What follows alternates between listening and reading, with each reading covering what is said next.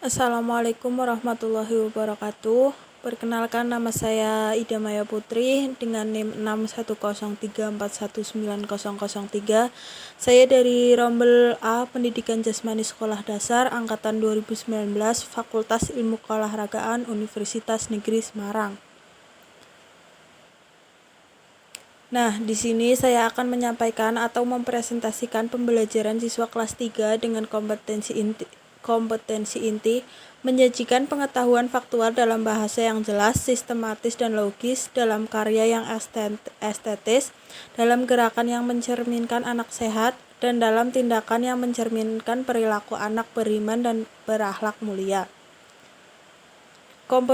Kompetensi dasar 4.3 mempraktekkan kombinasi pola gerak dasar lokomotor dan manipulatif yang dilandasi konsep gerak dalam berbagai bentuk permainan sederhana dan atau tradisional. Nah, sebelum kita melanjutkan, kita harus tahu dulu apa sih itu kasti dan bagaimana cara bermainnya.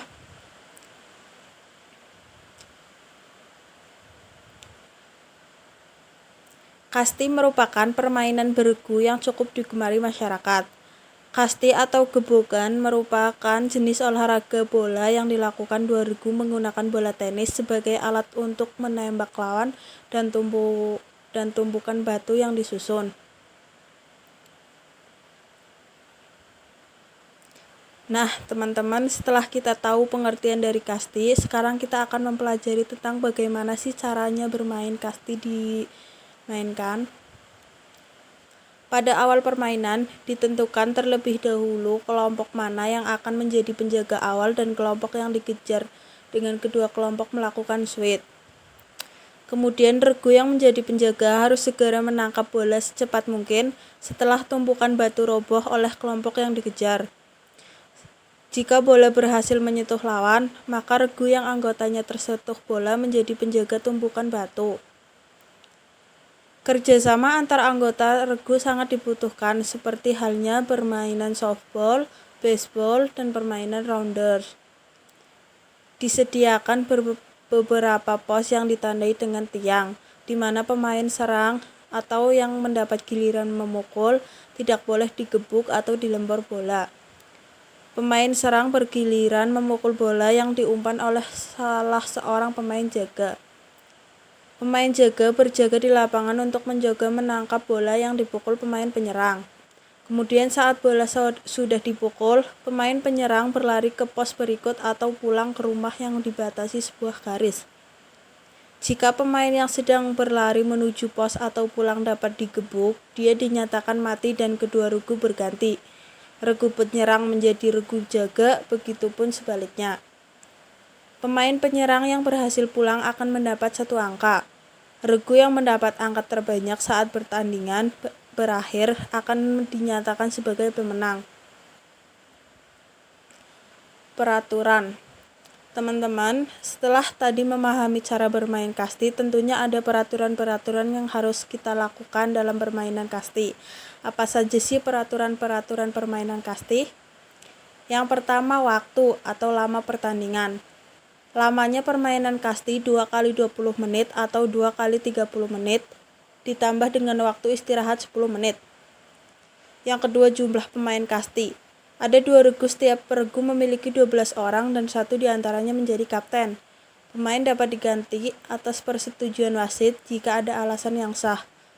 Pemain pengganti ada 6 orang. Yang ketiga, bidang sasaran lemparan bola. Pemain hanya boleh melempar ke lawan dari bagian pinggang sampai kaki.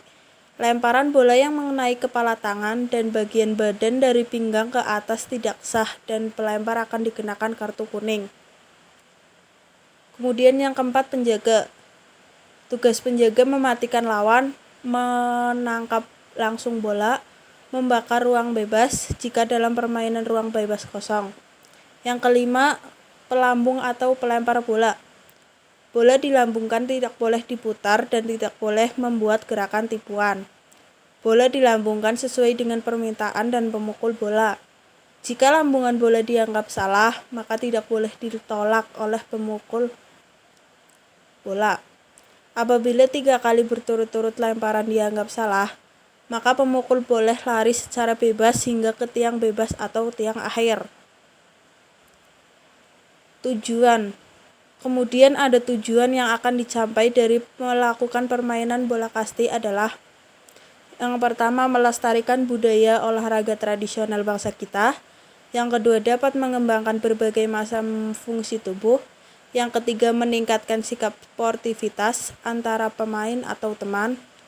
Meningkatkan pengetahuan peraturan permainan. Yang kelima, mengembangkan kemampuan penggunaan strategi dan teknik yang terlibat dalam aktivitas yang terorganisasi.